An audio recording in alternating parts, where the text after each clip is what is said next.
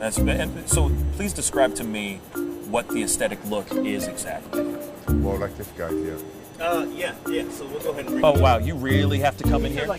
Is this is this really happening? You met the other guy behind you, bro. Like I don't know what you're talking about. I'm right into that bad boy. You can stay right there, behind the camera, behind the camera. No, see now you got me jealous now. That's okay. That's not no, fair. But you're more in the category like Luther Rickner, Arnold, okay? My man. Okay. Yeah.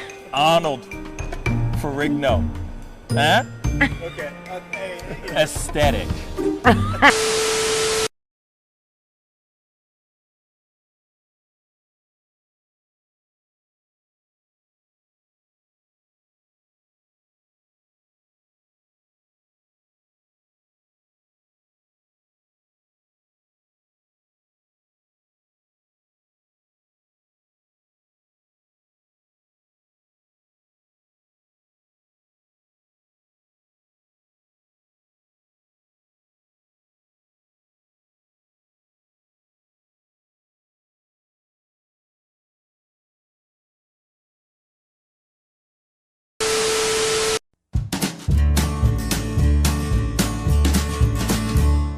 That's great, partner. You two ever go outplace everything in its proper place? That does not make sense, but we usually do go, we head to Kroger's and we work. Oh, yeah. I've got a lady waiting for me back home also. She has the most beautiful scrotum.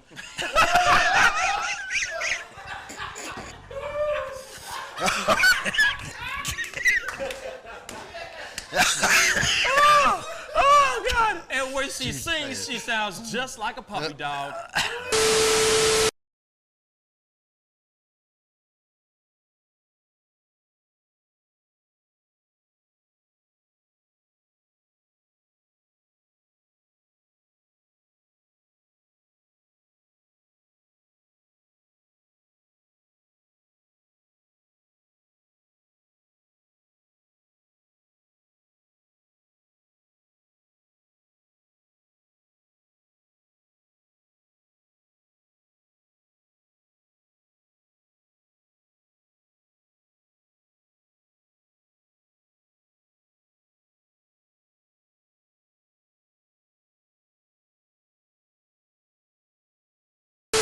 How do you nail a photo? Just gotta get in the mode. You gotta talk with your eyes. Talk with your eyes. Talk with your eyes. Okay, so can you show me a little bit of something, like to this camera? I would love to know how to do this. I just want to know. Well, how do you do it? Teach me something. You can get the sexy eyes. Then you gotta get the smile. Smile going on some shoes, but Wait, hold up. You got. I gotta try this with you. When it's time to laugh, I gotta try this with you. Think of something funny and start laughing. Do it again. Do it again. How do you do it? Teach me. Sexy eyes. The sexy eye. This is sexy eyes right here. Smizing? Smile. So you're smizing. Smile. Okay. And then you gotta get the. No, I look like I need to take a poop or something.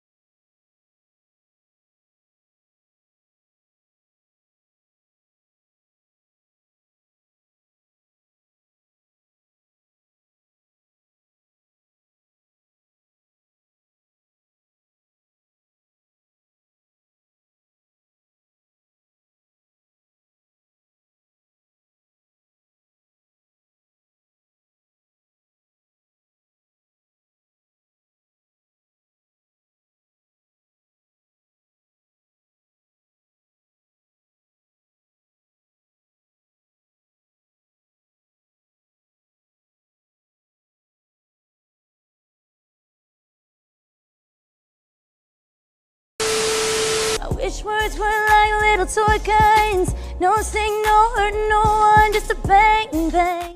Wow, Haitian in the building, so original. Got the haters catching feelings. Get your hands up to the ceiling and keep them held high. Cause St. Louis isn't ready. Forget about it, goodbye. Hold up, we just saying hi. Five somebody, rise up. Weekdays, catch us live, somebody. Let's go. Good morning, everybody. It's the Pascal Show. Yes, put your hands together.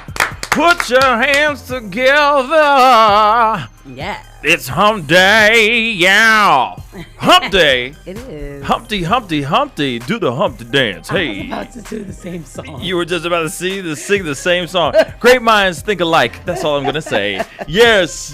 Today, hopefully you guys are having a wonderful Wednesday. It is hump day. We're getting over the hump today. And then it's 2 more days until what? The weekend. You know what I'm saying? You living for the weekend. Living for the city. Anyway, we got a beautiful... Wow, we got a lot of melanin in the house today. Okay. Yes. You know what I'm saying? Chocolate. Lots of melanin and then blackness. and then some beigeness over there too. We got a swirl too. We got a swirl. Team beige. Yeah, team beige all day, baby. Anyway, yes, let's go around the room, man. You know what I'm saying? We got Lucas in the booth. Lucas, what's good? What's up, guys? It's hump day. It's probably my second favorite day of the week, actually. Tis. I think it's a more bigger tease to the weekend than Thursday is because it's like you're halfway through. Yeah. Thursday's Word. just like, it's right there, but Wednesday, it's right there. Yeah. But got some weather coming in. I heard. Allegedly. Allegedly. I know. Let me bad. I'll just say that because on some real stuff you're expecting, like the last Friday we were expecting to get like slammed. Right? It wasn't none. Nothing happened. It wasn't none. Where was it? It wasn't none. I'm sorry, I didn't see nothing. Not a thing. Where was it? Might Did be you still on see the way. did you see when we got hit with the snow? I didn't. And the ice? I started putting And down the- salt and and everything. Yeah, I didn't- man. Not false alarm. nothing. Wasn't nothing but some rain. So I'm not mad about anything. I'm not mad at nobody about it. You know, these weathermen have to predict what they got to predict, and they're just giving us the news as they get it. On some real stuff, I was like, dang, man, we didn't even have a show, y'all. I know. We didn't have a The show. kids didn't have no school. I thought, You know what I'm saying? I thought you felt like it was too cold. No. It was 'cause the hell, snow was coming. no. See, I'm the type of I was person. like, oh, he must don't have a coat. See, I'm a workaholic, so Right. Okay. I will work. I will drive through the rain, sleet, snow.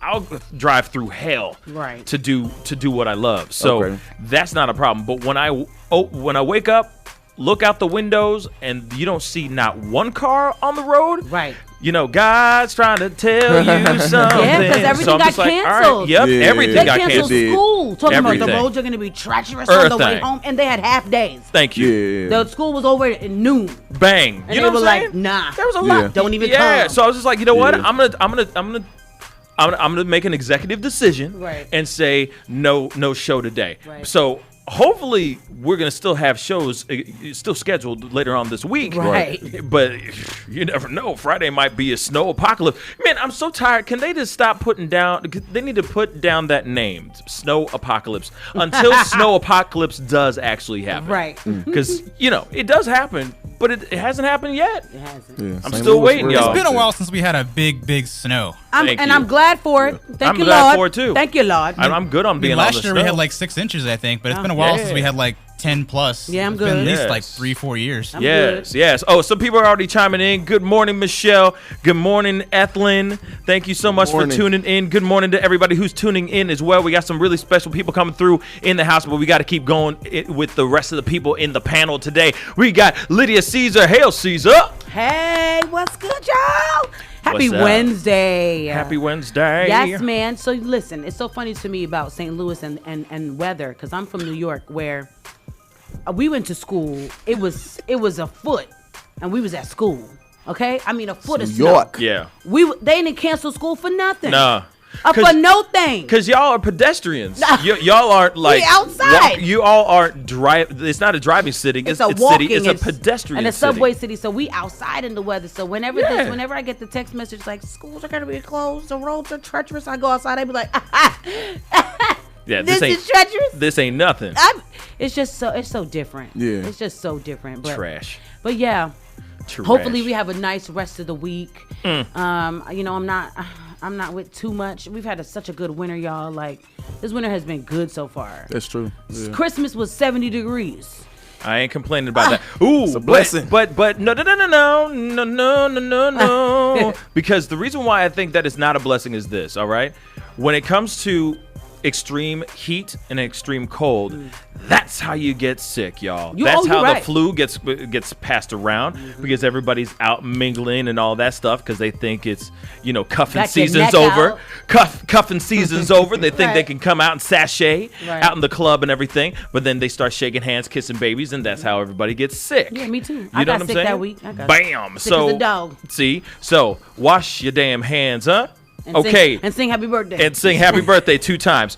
Okay, so we also do have my brother Larry Green, comedian Larry Green in the house. What's up, my brother? What's going on? Good morning, everybody. Happy hump day. Yeah, you can hump every day. But happy hump, huh? Why you got to be so damn close to the camera? Am man? I too close? I was about to say, like, I want to look, man, this is a short desk. This is making my head look too big. It's like happy. Yeah, what's up? Happy hump day, y'all. Hey, man, I just want to say. I just want to let y'all know, happy hump day. Welcome to the Pascal show. I want to give a shout out. Thanks for having me. He wants everybody to know that he's here, and just because he wasn't here last time, he wants everybody to know he's for sure here today. He slept through the last show. Personal. I'm back, This y'all. damn dude slept through the last show. Look, I ain't want to come catch them viruses and bacteria you were just talking about, sir. Why you trying to say that I'm grimy or something? I mean, you been around some dirty people, man. Whoa. The weather does not determine your cleanliness. Just wash your hands, man. That's some savage stuff, man. No, man. I just want you to be healthy. We need you here. Hey, exactly. And I'm here still to this day. Sorry, you know what I'm saying? I'm doing just fine. Man, you did smaller. Yeah, much smaller. Okay. Yeah, cool. you're just like, sup, y'all. That was just my way of saying hi, y'all. Like, that was his first time hitting on a girl. How you doing, man? You're about to fall. Hey, how you doing, man? You might want to stack those back up. Now, look. Yeah, even them out. There you go. Gotcha. Gotta get that camera. Gotta get There the you angles. Okay, hold on. But anyway, let the ladies see ya. Go ahead. Yeah. But anyway, you know. How was your Tuesday evening? How's your Wednesday morning? Thank you. I really appreciate you asking me. You's asking me Pascal. and stuff. Well, yesterday was a little busy day. I had a couple projects I had to go and take care of and be a part of and all that. So that was interesting because right after the show, I went and shot something else. And so that was very, what's the word?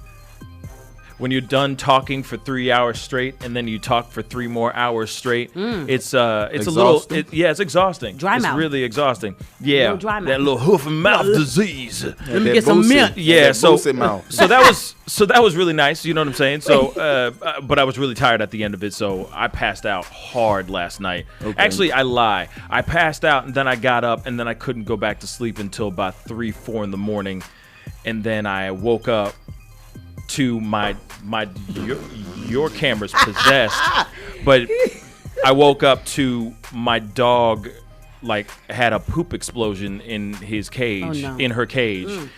And that was a lot of fun. Oh no! Like this dog ain't a child, bruh. Oh no! It ain't a child. That's why I can't. See what I'm saying? That's like why I can't do a dog. I'm just like I ain't got time for that, man. No.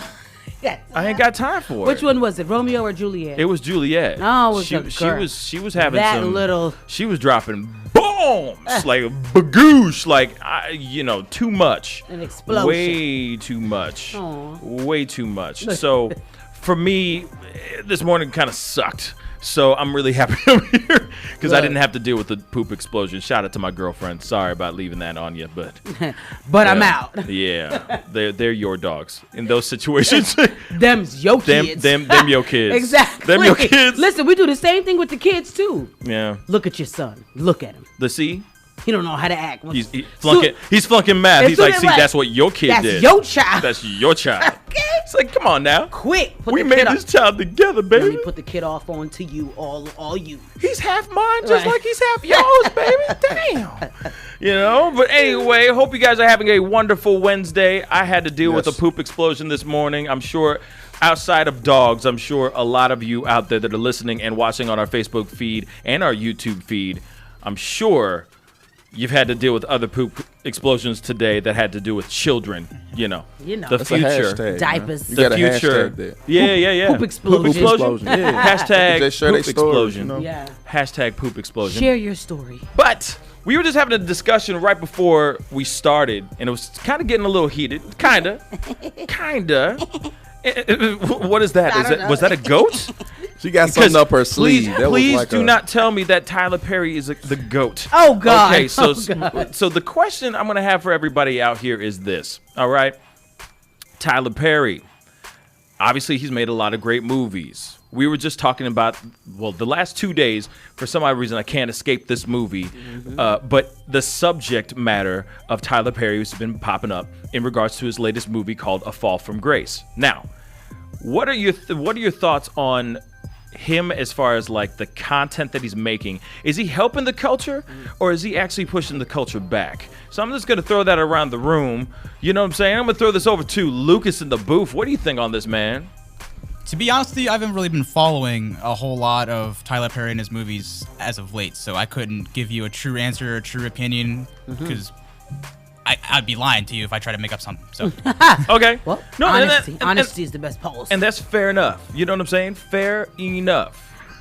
Also, you guys have more. You guys are more than free to give us a call at 314-880-0808. Drop a dime. Pick up the phone and just let us know what you think on this subject matter. Or you can comment on our Facebook or YouTube feed. YouTube.com/The Pascal Show or Facebook.com/The Pascal Show. Lydia, what do you think on this? So I am not I'm similar to Lucas, but not just like Lucas, because I've seen a bunch of Tyler Perry stuff, older stuff. And I wouldn't call myself a Tyler Perry fan of his work necessarily. However, I am a fan of Tyler Perry's brand. The fact that he is a self-made man. He came from homelessness, literally, to now being worth $700 million. So while a lot of people don't like his stuff, and I mean, I hear people throwing shade on Tyler Perry all the time, like he needs to change this and he needs to do this and do that. My thing is, if Tyler Perry was some struggling screenwriter that was doing this 20 years and ain't have no success, okay, maybe he needs to change his formula. But my man is wildly successful. So something is clicking. Okay. And not just before. It's still clicking, because I ain't seen nothing else on Facebook except for A Fall from Grace. I mean, for the past 2, like you said. Yeah. Even if people are saying it's bad, they're watching it. And then more people are watching it. So Tyler Perry has found a formula that works. And also his new soundstage in Atlanta is supposedly gonna employ 8,000 people. No, Bruh. Okay. Bruh, Tyler Perry for president, B. 8,000 jobs? That's amazing. That is amazing that a black man has done this. He's like super Jamaican. Okay. So let me just say so this. that's my feelings on it. Okay. He's Jamaican? No. okay. I was just making it. Because Jamaicans have a lot of jobs. Jamaicans have like 17 jobs. Yeah. Like Lydia's Jamaican. She has like 17 jobs. I got mad hustles. She got mad hustles. And she's good at all of them. She's great at all of them. thanks. So it's not like she's just doing a hustle and it's like, ooh, those are jewelry. They cute. They cute. Ooh, don't she try? Handmade. Doesn't she That's you. try? That's me. See, look, I'm gonna have to shop with you. Yeah, shoot, man. Where's my necklace? I'm waiting for my necklace. Anyway, no. Now you were saying something about his content, right? Yeah. Now there's something you got to put into consideration. All right. Number one, people like to watch specific artists or creators to see their journey of making better quality movies or music or whatever, better quality content. Growing on. Can't you just see that maybe his content that he's creating is taking kind of a step backwards? That's kind of my question to everybody. You know what I'm saying? Before you go into it, I'm going to throw this over to Larry because I don't want him to think that we forgot about you. Yeah. No, it's cool. I'm soaking it up. I just found out Tyler Perry was Jamaican and everything like that, so I'm learning. I like what you said. You speaking to the business. He making some business move. My point of view, I've seen a lot of his movies. Haven't been the hugest fan, but I was really engaged with this movie, and I was like, I was surprised at myself. I was late to church, like, hold on, let me see who the old lady. Yeah, don't ruin nothing. Okay, don't ruin nothing. I was glued to the TV. I was like, this has some nice twists and turns to it. You know, Okay. Everybody has their audience. I understand that. You know, but I was entertained. I was entertained. It was comical. I get it. The wigs, the haircuts. Yeah, I get it. But it was entertaining. It was entertaining. Okay. Okay. So entertainment, fine. It's entertaining when you sit there and go, is this the scene where his toupee falls off? Is this the scene where his wig flies away? Maybe there's a gust of wind. Hey, the phantom food that they're drinking and eating in the background. All the background actors and everything. Yeah. They're fake drinking water. They're fake eating food when there's food right in front of them, but an empty, clear glass, by the way. Not like a glass with, that you can't see through. A clear glass that he's just acting like he's drinking water out of. There's certain things that, you know what I'm saying? I feel like you can find that with any movie if you stare long enough. Yes. Like, I love Friday, but when Smokey came in the window, the curtain ripped first. Right. Then he came in. Right. So if you look hard enough, I feel like you can find and that. I understand that piece, but at the same time, you could tell that movie was made with care, made with focus, made with patience. This movie, by the way, let me throw this in here too. This movie was made in 5 days. 5 days. Man. That's more reason to give him a break. No, 5 days. No. You gotta be. Take months. You gotta play. You gotta be a little bit smarter than that. I mean, seriously, you gotta be a little bit smarter than that. Me or Tyler Perry? No. I'm talking about Tyler Perry. I'm talking about Tyler Perry. You build. Here it is. You build a studio. You bring all the A-listers in black film to this thing, saying, look, hey, we made it. We came, started from the bottom, now we here. All this stuff. Then you come out with this trash? I'm expecting him to come out with like the Black Schindler's List, or like a better version of The Color Purple, or something. Man. I was waiting for him to come out with some real good content. So when A Pascal, Fall from Grace came out, I'm like, damn, man. This is lazy. But Pascal, lazy work. It was a success. It's not like he came out with a flop. It's fine if it's a success. But That's the thing. I don't know. That's I how know people watching gauge. it. People gauge how many views that broke Netflix. Yeah. It broke Netflix because it was so terrible. No, people are saying good things about this movie. Here's the thing. I don't want him to be a black John Waters, man. And if you don't know who John Waters is, go check out some of his stuff. He was like the worst, arguably one of the worst directors ever made, but he made a lot of cult movies, like a lot of cult classic movies. And people went to go see him just to see how bad they were. Not because he was making really great content. He was making content that was trash. Now, I would hate for Tyler Perry to turn into a joke. I think he's For already all that hard work he's done. I think he's already that. A lot of people, Tyler Perry gets clowned all the time. I think he's already, a lot of people laugh at him, but to me, at the end of the day, he got the last laugh because he has a core fan. Like, I'm not hearing you're the first person who I've heard people say, joking about the wigs and joking about the drinking air. Yeah. But a lot of people who I think are not stupid, like, some people you be like, yeah, you would like that because you dumb. People you see on Facebook like, you basic, so I'm not shocked. But people who I respect. Yeah. I'm saying this is a good movie.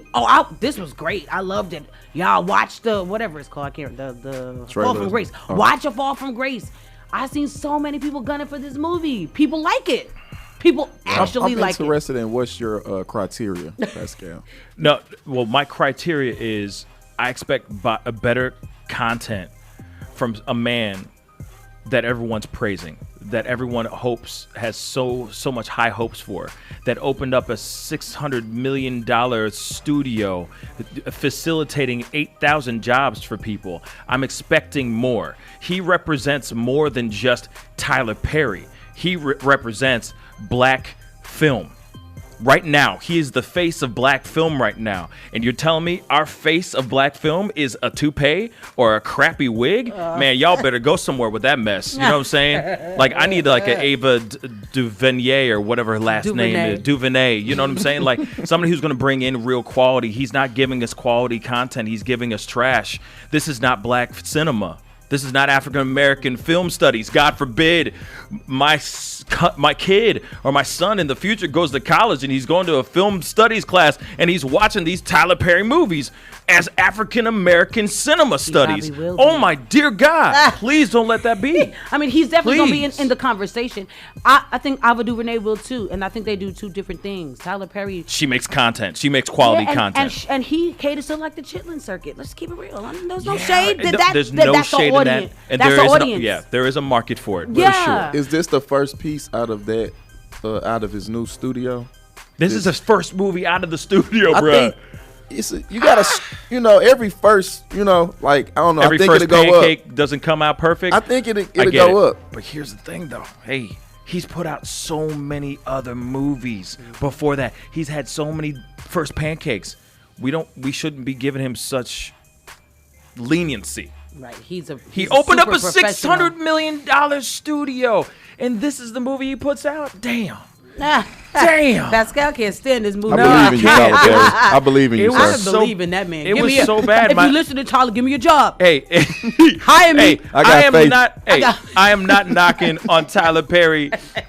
As far as what the future may bring, I'm hoping that this is like a first pancake type of situation. But, when, say, Pepsi or Coke comes out with Coke or something like that, or a product, you try to put out your first product the best way you can, not like this. Not slapped together. Just in 5 days, bruh. 5 days. I gotta watch this movie. That's a challenging situation. I'm watching this movie so I can have my thoughts. Yeah. Check it out when you can. We got to go to a quick commercial break. When we come back, we'll still argue. Yes. You got a Haitian Jamaican and a black guy in the room, so it's gonna be there's gonna be a lot of arguments going on today. It's gonna be juicy. We'll be right back. This is the Pascal Show. Bye.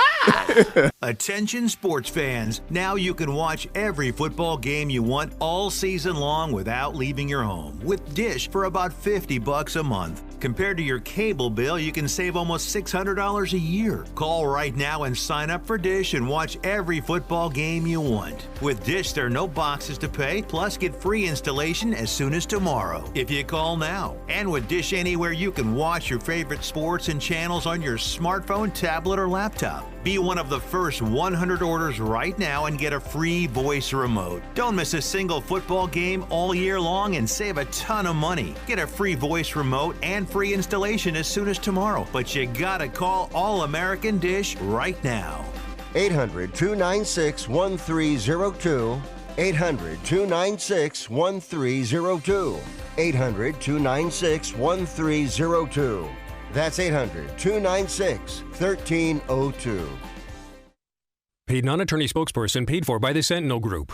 This is an important message for anyone diagnosed with cancer after being exposed to Roundup or other weed killers. A California jury recently found Monsanto's weed killer caused a groundkeeper's cancer and issued a verdict for $78 million. More evidence found that Monsanto, the manufacturer of Roundup, may have known that Roundup and other weed killers were likely linked to organ damage and cancer. This information was hidden from the public as proprietary trade secret since 1981, and Monsanto may have failed to adequately warn about the potential risk of cancer. If you or a loved one was diagnosed with cancer after being exposed to Roundup or other weed killers, you may be entitled to significant compensation. Call the Sentinel Group now. You'll pay nothing unless there's a recovery in your favor. Don't fight it alone. Call 1-800-684-1380. 1-800-684-1380. That's 1-800-684-1380. 1-800-684-1380. Sergeant Jabari Wright. In the Army, I was trained as a combat lifesaver. In 2012, had an accident and became paralyzed. I was used to working in healthcare and how am I supposed to help people and I'm in a wheelchair now. It really severely impacted my confidence. Jim Arndt, PAVE Program, Paralyzed Veterans of America. PAVE helps veterans rebuild lives with valuable careers. We assess the skills, build the resumes, and help with the interviewing skills to be able to find a career that our veterans are looking for.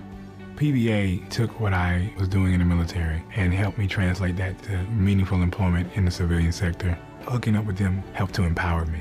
PAVE really concentrates on the one-on-one relationships. Unlike other programs that measure success by placements alone, PAVE places greater emphasis on quality jobs and continued support. Our Partner for Life guarantee. To learn more, visit pva.org. A public service message from Paralyzed Veterans of America. This is Real Talk from Real St. Louis, streaming live on RealTalkWGNU.com.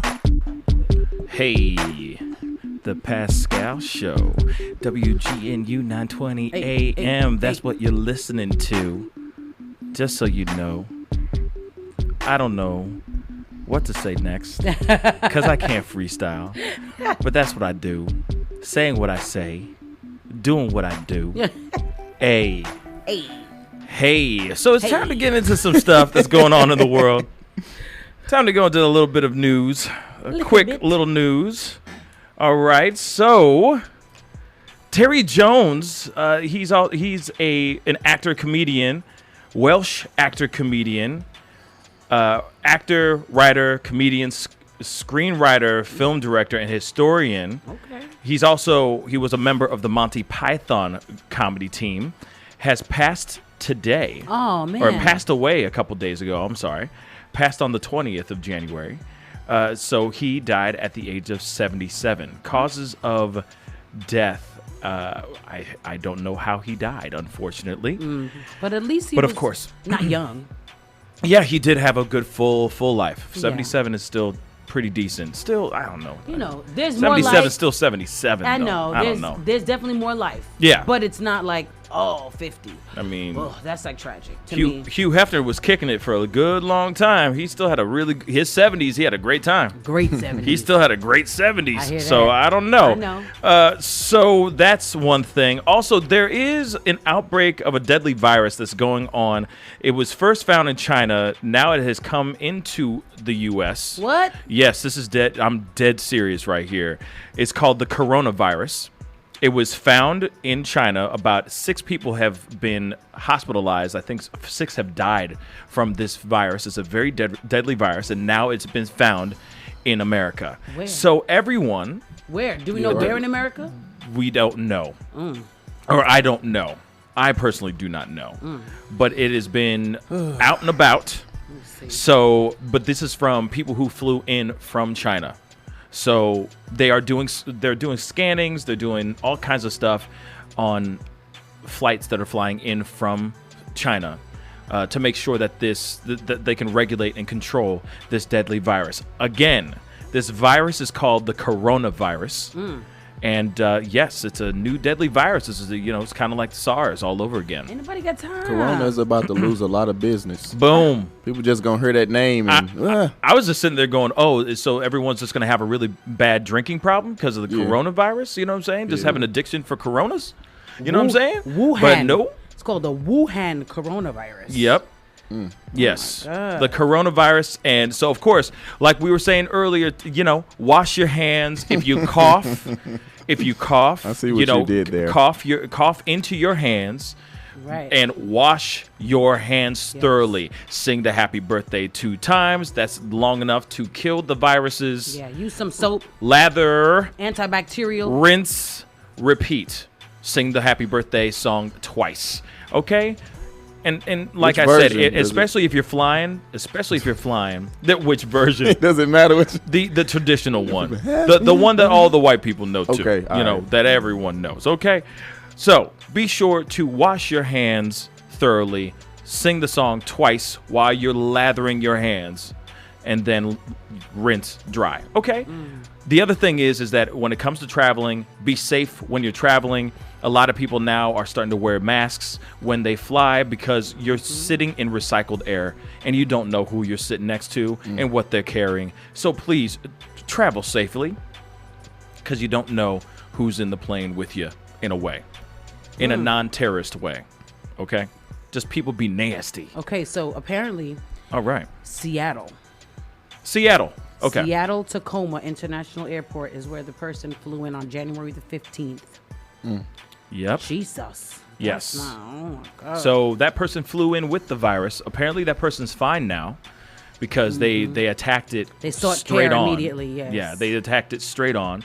But the people, there's been 6, if I'm correct, 6 And he's people being in isolation. He's still in isolation. Right on. But he's doing okay. They said. Right on. So there's been 6 people in China that have passed from this deadly virus, and obviously it's just starting to spread.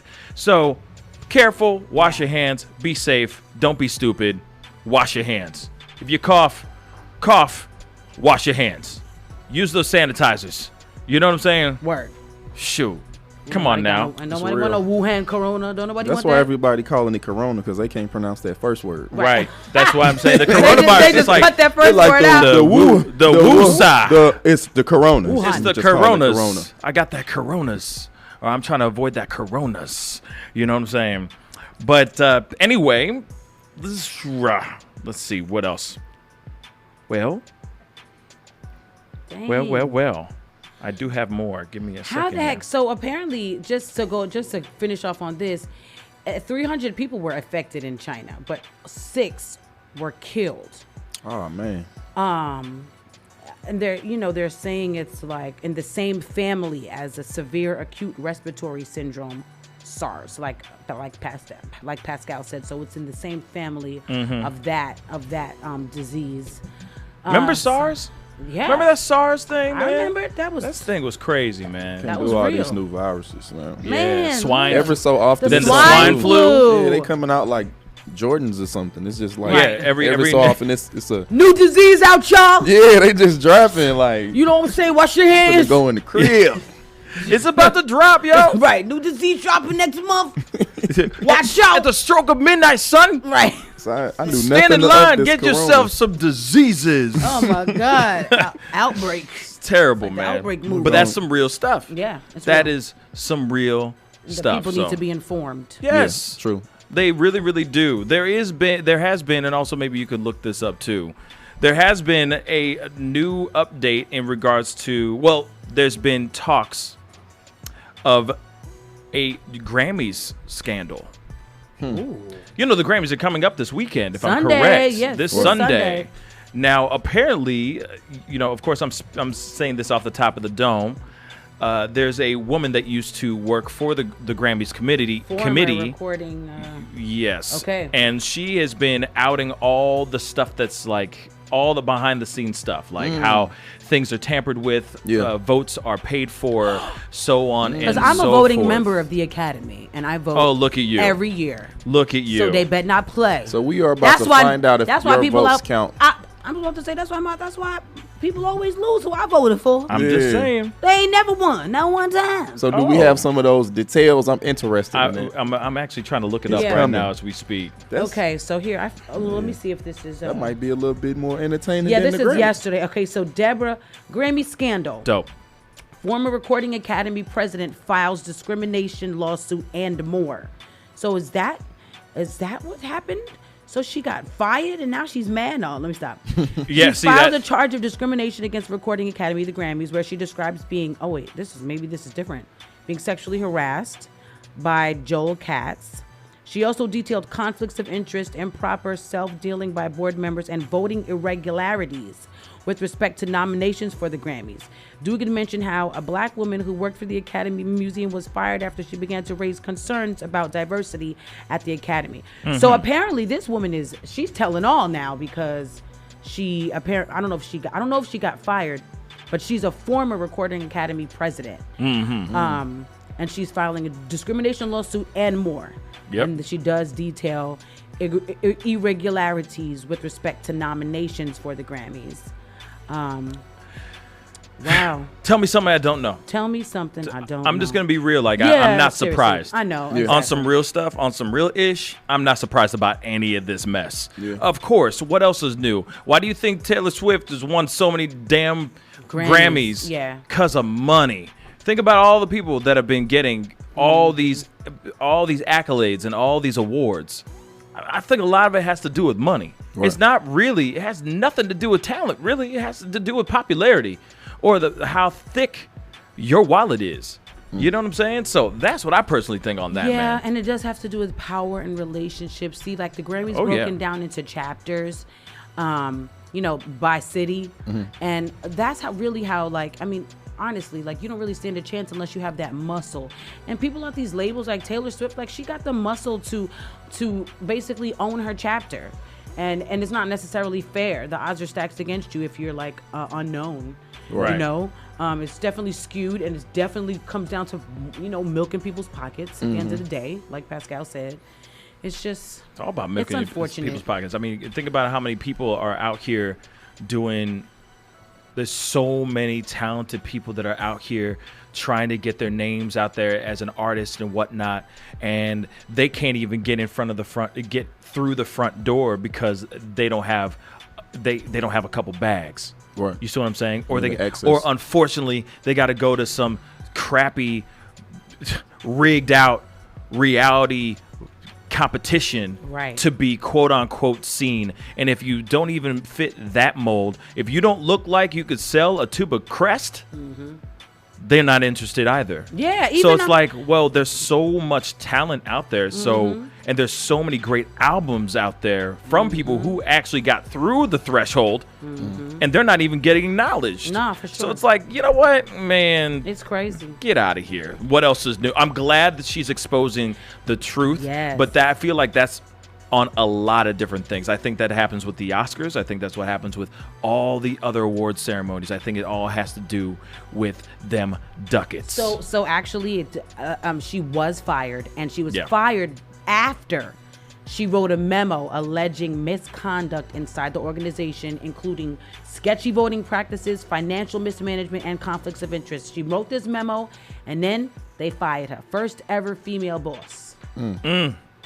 See? Well, hell hath And no that's fury like a woman scorned. That's And all I'm going to say. And that's why a lot of people don't want to speak up when they see stuff, because they scared they're going to lose their job. Yep. Yeah. You want to shed light on something that's going on in your organization, and you just got to be quiet or get fired. Yeah. Dang, that ain't right. Yep. That's so messed up. You know, it's funny because that's the conversation I'm going to have here in a little bit about this movie that I watched called Bombshell. And it has a lot to do with just you have to go abide by the rules. If you Go don't with the flow. If you don't play with the big boys, if you don't sleep with the big boys, you can't get along with the big boys type of thing. You know what I'm saying? Not saying that that's the same situation that's going on with her, but she does talk about a toxic male environment and all that. She goes on to say more about just the organization itself, the Grammys organization in itself. So I'm interested to see how they expose it. You know, it is a time of, it seems like this is the time, this is the era that we're in where the truth is being exposed. Thank you know, God. like what's going on behind the scenes on not only just like big TV networks, news networks like Fox News, but like the Grammys. You know, shoot, I would love to hear about the Oscars. You know what I mean? The Weinstein Company. You know what I'm saying? So certain things like that are finally coming. The truth is finally coming to light, and I'm actually, it's very intriguing to me to see what they do, how the Grammys committee actually approaches this situation. But anyway, we got to go into a quick commercial break. When we come back, we got What the Hell Did I Just Watch? We'll be right back. Bye! Paid non-attorney spokesperson. Are you over the age of 60 and been diagnosed with lung cancer? If so, you and your family may qualify for a cash award. Our experienced attorneys are standing by to evaluate whether you have a lung cancer claim that qualifies you for a cash award. The consultation is absolutely free, and there is no risk and no money out of pocket. We only receive a fee when we secure you and your family a settlement. 250,000 people are diagnosed with lung cancer every year. You're not alone in this battle. We can help make sure that you and your family are financially safe and that medical expenses are covered. Again, if you've been diagnosed with lung cancer and are over age 60, call now. Don't delay. There are deadlines for filing claims. We're standing by 24/7. Call us at 1-866-216-0797. 1-866-216-0797. That's 1-866-216-0797. Attorney advertising. William Stephacker Jr. is the attorney responsible for this ad. Main office, Scranton, Pennsylvania. May not be available in all states. Imagine being denied an apartment because of your religion or your race, or because you have children or a disability. It's so wrong. Yes, but who has the power to stop this? You do. Each of us has the power. The law is on your side. It's illegal for landlords to discriminate because of race, color, religion, sex, national origin, disability, or familial status. If you suspect that you have experienced housing discrimination, file a complaint with HUD immediately so we can investigate it. Fair housing is your right. Use it. To learn more, visit hud.gov/fairhousing. That's hud.gov/fairhousing. Or call 1-800-669-9777. 1-800-669-9777. A public service message from HUD in partnership with the National Fair Housing Alliance. At 28, I had struggled with opiate and meth addiction for 12 years. I did and said things that the sober me never would have done. One day I realized I was not invincible. I was not exempt. And that's when a friend told me about elite rehab placement. They gave me the tools I needed to get sober, and all it took was the one phone call. Elite Rehab can help you start to break your addiction problem and get sober in as little as 7 days. And we'll work with your insurance provider to help cover the costs. Plus, we have travel assistance programs to get you here by plane or train. Make this free call right now to learn more. 800-378-3715. 800-378-3715. 800-378-3715. That's 800-378-3715. What's up, y'all? You're on WGNU 920 AM and 106.9 FM. Real talk for real St. Louis. Hey, welcome back. It's the Pascal Show, Pascal Show, Pascal Show, Pascal Show. You're listening to WGNU 920 AM. Yeah, baby. Yeah. Yeah. Wow. Man, a new version of SARS is out there now. Look.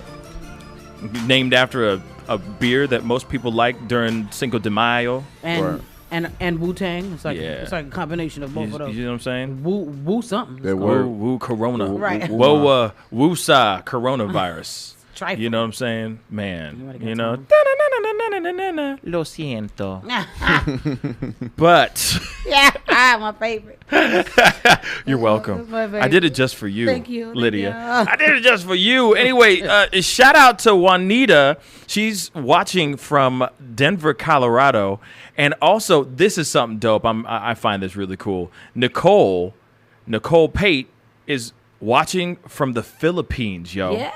The Philippines, man. We worldwide, baby. Yeah, baby. We global. Yeah, baby. So shout out to both of them, two completely different places, not anywhere near we are, where we are right now, which is pretty cool. Well, I got a chance to watch something, so it's time for what the hell did I just watch? So hide your kids, hide your wife, and hide your husband because they raping everybody out here. What the hell? It's going to be a no for me, dog. Hey, what the hell did I just watch? Yes. The movie is called Bombshell. It was directed by Jay Roach, writer Charles Randolph, and it stars Charlize Theron, Nicole Kidman, Margot Robbie, and I got John Lithgow. I forgot. And this is a group of women take on Fox News head Roger Ailes and the toxic atmosphere he presided over at the network. And, well, quite an interesting movie. Basically, it all centers around the whole Me Too movement and how it all got started inside of Fox News. Now, Charlize Theron and Nicole Kidman both play real characters. Nicole Kidman plays Gretchen Carlson, and Charlize Theron plays Megyn Kelly. Okay. And then Margot Robbie plays just a fictional character, which I understood they wanted to kind of make it metaphorical, if you get what I mean. Now, obviously, they were showing all three different women's perspectives, what they were going through, the whole nine. Also, I forgot to say, what is her name? I'm forgetting her name now. This is probably Kate McKinnon was also in it as well. SNL's Kate McKinnon was in it as well. And honestly, she actually wasn't bad. Usually I find her really obnoxious, and she was actually not that bad in this movie. Well, Charlize Theron, I'll leave her performance to the side. Nicole Kidman played Gretchen Carlson. I thought Nicole Kidman did just a fine job. It was very Nicole Kidman doing Nicole Kidman type stuff, except with some prosthetics. The prosthetics and the makeup work in this movie were astonishing. John Lithgow looked completely like Roger Ailes. Everyone looked exactly like the characters that they were supposed to play. What do you mean prosthetics? Prosthetics meaning that they had, like, she had like a chin implant. Oh wow! To make her look more like Gretchen Carlson, the real person.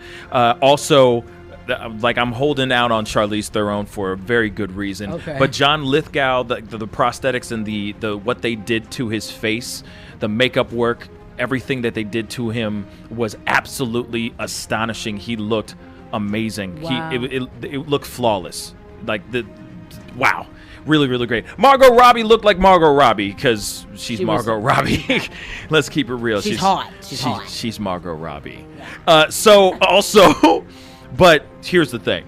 Charlize Theron, I'm a huge fan of Charlize Theron. I think she's the bomb diggity dog as well. I think she's fly as hell. But she played Megyn Kelly, and her makeup team killed this ish. She looked so much like her that I literally forgot it was Charlize Theron. Wow. The makeup work and the prosthetics and all that stuff was so good, and her mannerisms, the way she sounded, the way she acted like her was so damn spot on. You have to watch this movie only to just see her performance in this movie. Wow. It is so damn good. Like I said, Nicole Kidman is great. She's Nicole Kidman. Right. But she always plays kind of the same role, and she kind of sounds the same in every movie she does. Charlize Theron changed her entire voice, her accent. She sounded exactly and looked exactly like Megyn Kelly. I'm telling you, just on her performance alone, I give it 4.5 stars out of 5 because I was really impressed by her performance. The movie itself is pretty lackluster in my personal opinion. This could have been a Netflix movie for what it's worth. But it's definitely a story that people need to see, especially women need to see these kind of movies, most definitely, because it is terrible and so sad. The stuff that women in this workplace, what they had to go through was so terrible. God knows what other women deal with on a daily basis at other big, huge companies like Fox News. Or the Grammys. Or anything of that sort. So when it comes to that, man, the movie was really, really good solely because of Charlize Theron's performance, and John Lithgow's performance was really, really, really good as well. So, yeah. If it's performances alone, I would say 4.5. But for the movie itself, I'd say a 4. Okay. 4 stars out of 5. Still good. 3.5 to 4. You know what I'm saying? Like I said, it was very Netflix and chillsy. You know what I'm saying? I didn't feel like it was something I could go to the movies and actually see, unless it was just like a Megyn Kelly biopic. Right. Then I would have watched the hell out of that in the theaters for sure. Her performance, like I said, performance was absolutely fantastic. Dope. Fantastic. I love Charlize. No, I mean, it's not even like that. But I mean, it wasn't, she's a good actress. But she is a really great actress. Right. But like the last time you saw her do something that was so transformative and so mind-blowing was Monster. Other than that, she usually just kind of plays like herself. So it was really nice to see her lose herself within another character, an actual real character that we are used to seeing every single day on Fox News. And that's what I was thinking about this movie. Like, this has got to be so hard because these people are here and they're not old or like we're not thinking back on them. Like, their faces we've seen every day. Like recently. So that's like a real challenge to take on. And that's why I was so impressed by it, because I'm telling you, before I went and saw the movie, I saw a video on YouTube about Megyn Kelly and Gretchen Carlson and some other people that were a part of the whole Me Too movement at Fox News talk about them watching the movie and how they reacted. And of course, Megyn Kelly was like, oh, you know, that was just a very bare bones, very broad breakdown of who I am. And it's like, duh, it's a freaking movie. Right. But I watched that and I'm listening to her talk, and then I go into the movie and watch the movie, and I'm like, oh my God. It was like it was like the same person. It was freaky. She killed it. It was freaky. So yeah, that's called acting, man. That's called acting. You know what I'm saying? I love it. But that's the other thing I like about the movie. There were no capes. There were no superpowers. There was no telekinesis. There was no glowing tesseract. It was just an original story about something that really is going on in the world today, which I really appreciated too. Nice. So that's what the hell did I just watch today? Anyway, we're going to go into a quick commercial break. We'll be right back. This is the Pascal Show. Bye!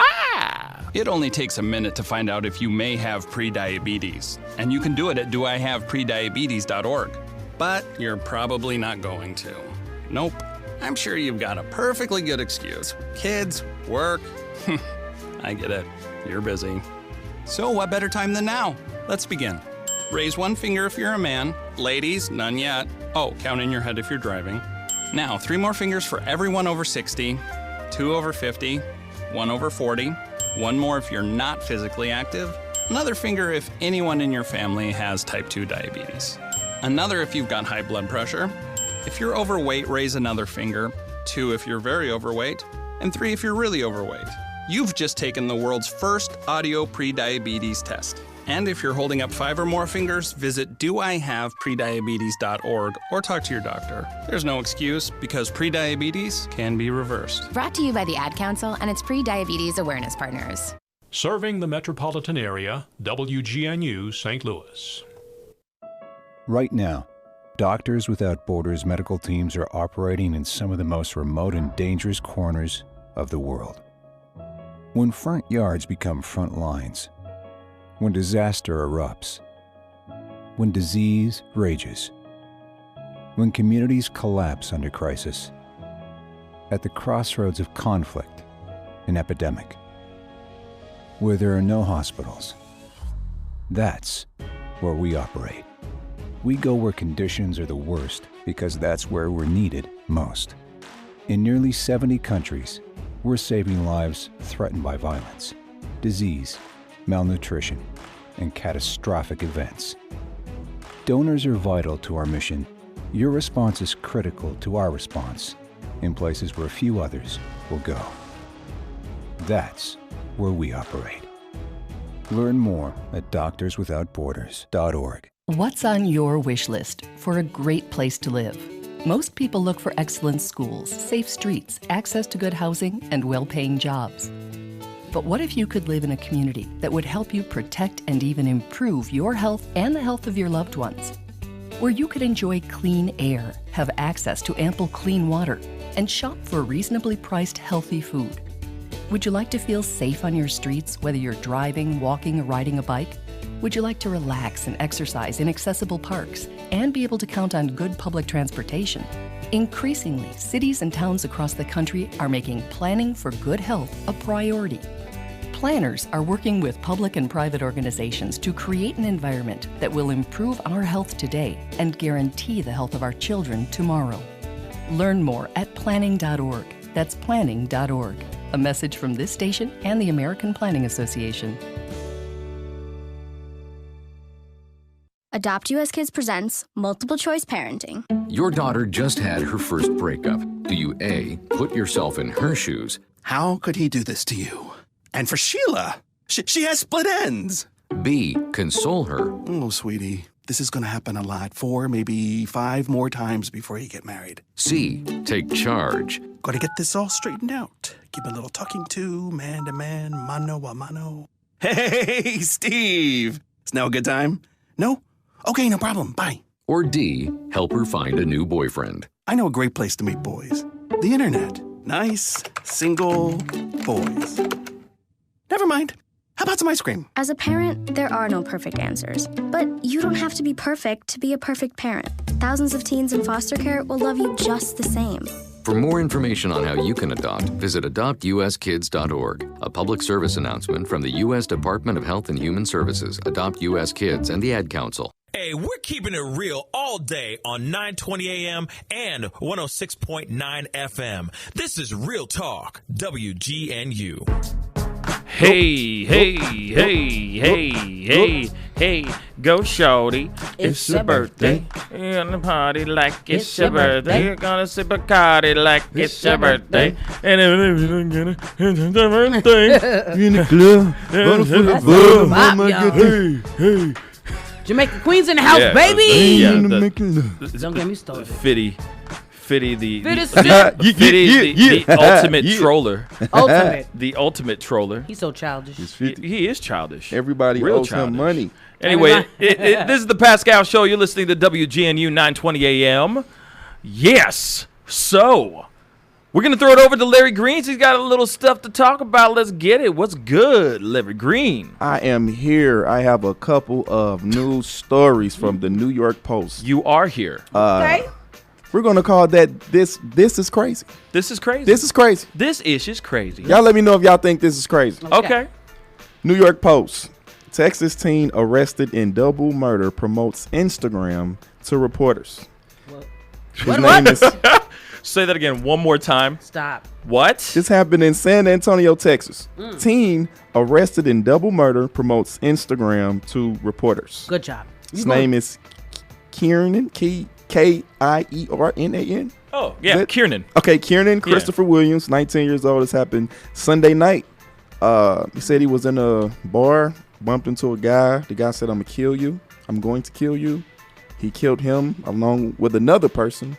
How? With And, a gun or with shot him? Yeah, he shot him. Okay. Dang. You know, like he just went Jason Bourne on him like, and just how did strangled he him? Like, kill how him? did he die? In the process of them taking him away, there were a lot of reporters, and he said, you know, I'm remorseful about what I did, but it was self-defense. Follow me on IG. on Instagram at _32baby.k9_. What's his name on IG? Because I'm about to follow it. We ain't need to be about that life. We ain't trying to promote no killers here. I mean, I don't know if he's a killer. He killed people. But he might not be a cold killer. He might have just had to do it because the dude said, "I'm gonna kill you." You know, I don't Eye protection. Maybe I get it. Maybe he flashed his heat. Yeah. I'm gonna kill you. I've seen that. I've been witness to it. But apparently he's that a person's music still artist. alive. Right. He's a music artist. He's a music artist. One of the reporters asked him, "Do you think that you're still going to be able to make music or some things along that line?" He like, "Yeah, I'll be out because it's self-defense." Yeah. But to stop in that moment and say, "Follow me on Instagram," Be sure I just to thought follow that me. was crazy. Where is he from? He is from San Antonio. Well, this happened in San Antonio, Texas. I don't know for a fact that he's from there though. Now, do we know if that's a state where you're allowed to carry? Because that could be a problem. Well, you mean a CC, conceal and carry? Right. Well, yeah, that's a good question, actually. Yeah, because in San Antonio, Texas? Actually, no. If I'm correct, in the state of Texas, you can carry. You can actually carry out. Like, I don't think it's concealed, but you can open carry. Like here. Yeah, you can walk around like you're the freaking Wild Wild West up in this piece, There like you a go. cowboy. But I don't know if you can have your CCW, but I don't know. Yeah. I don't know. We'd have to look that up. Yeah. But honestly, shoot, I guarantee you his next album or his next mixtape that's about to drop is going to be about this shooting. I know. Right. He gonna be super popular. You know what's really funny? My husband left town last weekend. And you know, we have weapons for safety purposes. Of course. Right. And the whole weekend I had the strap sitting right by my bedside. Oh. I wasn't playing around. Yeah. I was alone in the house. Yeah. If I heard one sound, I was like, "Who is that? Get the strap. Get the strap up this piece." I wasn't playing. Man, speaking of 50 Cent. God forbid. Right. Get the strap. Right. Somebody peep game that he wasn't around. Look, I got something for you. Right, so I right. understand, you know, you got to defend yourself sometimes. Man. Because you never know. Yeah, you never know. You really don't. Hey, no. And I'm not sitting here saying that he's a killer. I mean, it just really depends on how. It went down. It just depends on how it goes down. Yeah, you know what I'm saying? yeah. But at the same time, you know, he and Tekashi 6ix9ine could make a new track. I know. You never know. It looks like Texas is open carry. Okay. Thank you. It is open carry. So maybe that's where his Yes. confidence with the situation is coming from. 'Cause Right. He seemed very much so calm, like, "I'll be out." So we'll see. Well, I mean, if it's self-defense, then it's self-defense. Time will tell. What else is new? On a lighter note, I found this one pretty funny. Okay. North Carolina dad charged with assaults and disorderly conduct. Barry Lee Jones, 54 years old. High school wrestling match. His son gets slammed on his head, illegal move, and the dad just flies into the picture and tackles his the other kid. A child? Yeah. Well, they high school, but that's a child. The wrestler literally body slams him on the mat. Like so the two wrestlers are wrestling, right? And one wrestler picks one up literally and just body slams him on the ground, right? And then he stands up, and as he's standing up, old dude just comes out like a blur from the side and just tackles this kid to the ground. Yeah. He got Don't mess arrested. with my baby. $1,000 fine, everything. I thought that was funny, man. The move didn't look malicious, but he kind of did slam him on his head a little bit. What's funny is that he did slam on his head. Because when he slammed him, you can even see the referee in the video going, oh. Like he got slammed. Like when he got slammed, he got slammed. It was a nasty slam. Right. So I could see that. But what's funny is I saw the same thing, and it was on ABC News, and they made a whole segment about it, about parents fighting, like starting fights inside of their children's like sporting events, like Little League baseball or basketball, and you just see all these white men just swinging at each other. It's like, dang, there's a lot of pent up anger in here. Dang, like dude tackles this kid, this innocent kid who's just wrestling. Right. You know what I'm saying? He's doing his job. Right. He's trying to win. You know what I'm saying? And then was you it got an illegal move?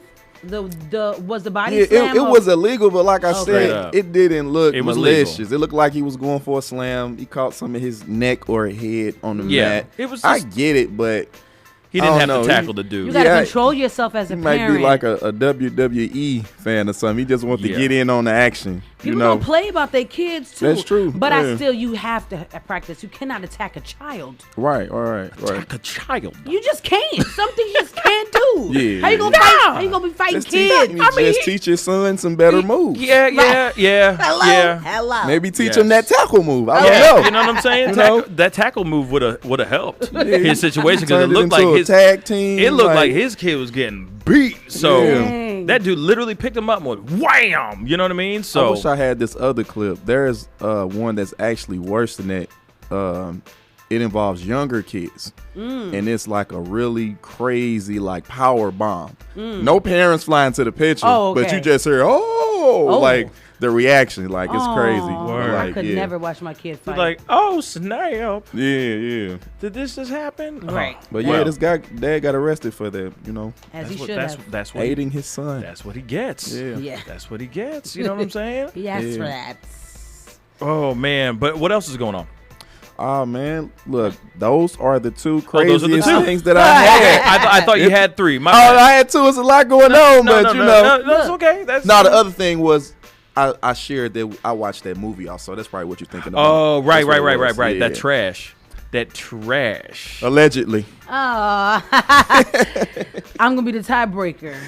Yeah. When I watch it. Yeah, there you go. You watch it and come back, you know. Real quick, we do have a comment on our YouTube feed. Okay. Danny Faree says, this is a great format for you also. Oh, so, okay. So she said, but it's Netflix, so many low-budget films. I guess I'm trying to read. She typed this is typed in a weird way, but anyways, but this is but it's Netflix, so there's a lot of low budget films. Why would you put so much time in a Netflix movie versus the big screen? ... or ellipses. Nice movie though. So Danny enjoyed the film as well with the Let's Talk segment that we had earlier. Okay. And they're basically saying, since it was Netflix, that's why they was drinking fake water and low budget wigs, because there wasn't a big screen movie. Because it wasn't like a big blockbuster movie. Yet you got big blockbuster movies like The Irishman streaming on there and in the theaters and at A the Marriage same time. Story, which was amazingly done. Yes. Oh, I'm so glad that you actually sat down and watched this. So, my God. See, talk about quality Acting. A great movie. And I waited till my husband had to leave town. No shade to you, baby, but I knew if I waited for him to watch He's like, it. I ain't about this life. I know if I waited to watch it with him, we wouldn't never watch it. Right. So I wanted to see it. And I also heard it was really like an emotional movie, and I love like crying in the movies when I'm alone. I don't like going into the theater because he will touch my face when we in the movies together. He be like, because he know as soon as the scene hits something, as soon as somebody crying on screen, he look at me and he touch my face. Yeah. You crying? So I like to be alone and just sob. And my God, Right. that fight scene in the movie, wasn't it though? Woo! No, wasn't it everything? I mean, don't ruin everything. No, I'm not gonna ruin it. But there's some stuff in the movie you're like, wow. Gut wrenching. It's gut wrenching. Yeah, it was really damn good. It really well done. The acting was phenomenal. The storyline was really great. I believed everything. Just a believable, it was a real movie. It dealt with real issues. Anybody who's married can relate to so much in that film. Yep. Yeah, and because marriage is really, I'm hard. It's hard. I'm happily married and I love my marriage and I wouldn't change anything, but it's just like anything that's great, it comes with its challenges. Right. And that movie really highlights the challenges that a marriage can present to you, two people coming together and trying to make things happen in their lives and both fulfill their dreams. And it's just like, oh my God, sometimes it's a struggle. I want to see it now. What's the name of it again? A Marriage Story. Yeah, I think it's just called Marriage Story, actually. Oh, sorry, Marriage Story. Y'all have sold the movie. Seriously, it's really good. It's really, really good, man. Really good. Shoot, you got Scarlett Johansson acting. She's actually acting this time. Yeah, you know what I'm saying? Acting. She does a really good job. And then, of course, Adam. What's the guy's name? Now I forgot it. Because I don't know his name. name. Now I feel like a jerk. But he's so good at it. Yeah, he's really good. Adam. He was just on Saturday. Adam Driver. Yes. Adam Driver's in it, and he is really, really fantastic.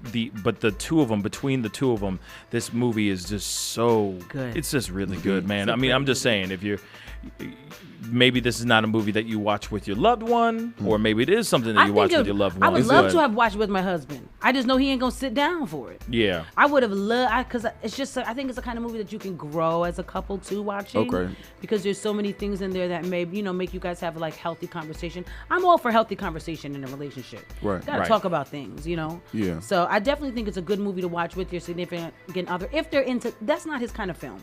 Okay. I just know him, and that's just not his thing. Yeah. And that's fine. And that's okay. Yeah. That's totally okay.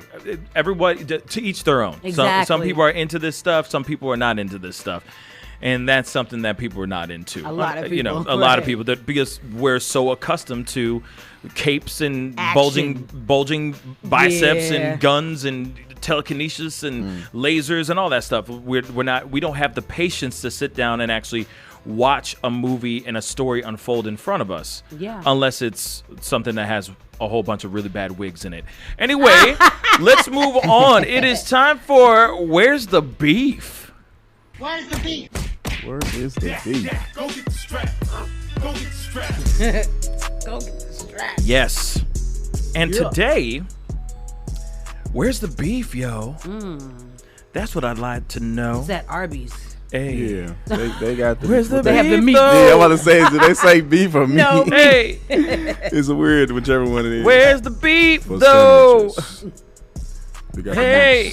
Get the strap. Yeah. Okay, so we got some beef between Tommy Davidson and Jamie Foxx. Comedians? Of all What? things, yes. Wait for it. Wait for it. Let me just say Comedians it. beef? What? Yes, comedians beefing. That's crazy. That's crazy. Right. That is crazy. Yeah, who would have thunk of that? So anyway, the beef is between Tommy Davidson and Jamie Foxx. Jamie Foxx is getting slammed by his In Living Color co-star, Tommy Davidson, who calls him a competitive and mercilessly mean person in his memoir, In Living Color. So Tommy Davidson is coming out with a memoir called In Living Color. And in this whole thing, obviously there's a section where he talks about his relationship working on set in Living Color with Jamie Foxx and the other movie Booty Call. How now Booty Call is becoming is being considered a classic. a black classic, a black film classic. Agreed. Okay. Even though, they had that movie and they made that movie together, and of course they did many seasons of In Living Color together, like Wanda, what was the character Jamie Foxx played? LaWanda. Yes. LaWanda. Yeah. Yeah, LaWanda. Thank I'll you. rock your You know, I'll rock your world. You know what I mean? And all that stuff. Apparently, there was Tommy Davidson says in his memoirs like that Jamie was always trying to steal the scene all the time. Every single scene that he was in Living Color or in the movies that he was doing, he was trying to constantly be the one to have like the last laugh, you know, the last word in the situation. And you know, I personally think this. It's like, well, Jamie Foxx is Jamie Foxx for a reason. That's paid off for him. It paid off. Yes. And unfortunately, this game that we're all in, this entertainment game that we're all in, is a very competitive and very hardcore world. Like, it's a hardcore game. Yes. You know, it's fight or flight. You know, it's the survival of the fittest in a way. You know, the closed mouths don't get fed type of thing. So it's like you speak up and get your presence known, because that's just unfortunately how the game is. So he was just saying that even on Booty Call, there was a lot of tension on the set because Jamie Foxx was always trying to one up everybody and always having the last say and everything. And obviously Tommy Davidson was playing more of the straight role in that movie, and Jamie Foxx was the wild and crazy one. Right. I mean, that's why he got paid. That's why he came in and played that character, to be the wild and crazy one. That was his job. Yeah. So anyway, that's the beef that's going on right now. You know what? I was gonna say something. Go ahead, please say it. I think a big piece that's missing from that story. I've watched a decent amount of Tommy Davidson interviews, and I think he not in a bad way, but I think he's sensitive. Not like in any ill way, but I think that he's more like a genuine, caring person. Okay. So it's like Jamie's showing up ready to come to work. I think Tommy Davidson's personality is a big piece that's missing from that story. True. And I also think that there was also mounds and mounds of cocaine that was really messing up with in Tommy Davidson's way, because he was really heavy into cocaine during that time and for a good long time. That he was battling his cocaine addiction, and I think that was holding him back from being able to fully live his best life or fully succeed in the things that he wanted to succeed. Was from his addiction, his problems with addiction. I think that part too. I mean, I think that he could have had a very wonderful and beautiful career. Yeah. Right now, we could talk so fondly on Tommy Davidson right now, instead of what happened to him. Right. Where he at? Right. Yeah, remember that guy? Yeah, he was hilarious. What happened to him? He did a great Sammy Davis Jr. What happened to him? Yeah. See what I'm saying? Like, and that's kind of the thing that I feel about it. Like, I think that there's a little bit of bitterness, I think, because he is, and I've seen I saw the Red Table Talk. I was about to say. Yeah, I don't remember which one. It was the Red Table Talk. I think I started, maybe it was Comedy Hype or something like that, and I just kept going through his videos, but his personality, I could see if someone was doing that, I could see that really affecting him more than it would anyone else. Just looking at it like work. Yeah. You know? And I think that, you know, obviously with that career, or with this career, that the entertainment career and business that we're in, you got to have thick skin to a certain extent. I think that he wears his heart on his sleeve in a wonderful way. Yeah. But I think that can hinder you at the same time if you're always in your fields as well. Yeah. So that could really mess you up. But at the same time, he also was really battling his addictions quite a bit. I had no idea. Yeah, watch that Red Table Talk. I saw it. Go watch that Red Table Talk. I'm telling you, it's really touching. It's a really great one. But then you kind of get to understand something like what is him saying this about Jamie Foxx.